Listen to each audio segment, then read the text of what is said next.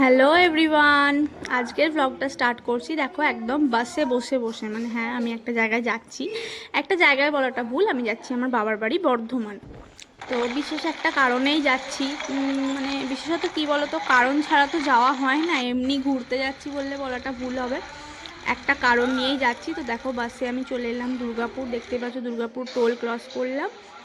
আর এখানে এসে আমি স্টেশনে বসে আছি, আর আমার বর অফিস থেকে ছুটি হয়ে একসাথে ও আমার সাথে মিট করবে, আর আমরা একসাথে যাব এবার বাড়ি।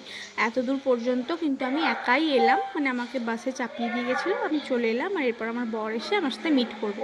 তার আগে দেখো আমি প্যাসেঞ্জার দেখছিলাম, লোক গুনছিলাম। আর এখানে দেখো বর্মশায় তো চলে এসছে, আসার ক্লিপটা দেখানো হয়নি। আর এদিকে দেখো কে আছে, আমার কাতু সোনা কিন্তু ট্রেন দেখছে, দেখেছো? আমরা এখানে বসে বসে গল্প করছিলাম, বিকজ আমাদের ট্রেনটা একটু দেরিতে ছিল। তো কি করব, পেতাম ট্রেন, কিন্তু আমার বরের যেহেতু আসতে লেট হয়ে গেল, তো আমরা বসেই ছিলাম।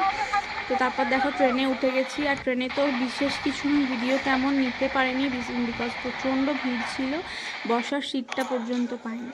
তো দেখতে দেখতে চলে এলাম বর্ধমান স্টেশনে, নেমে গেছি। এবার করব টোটো। তো আমরা টোটোর দিকেই এগোচ্ছি, টোটোয় চেপে গেছি।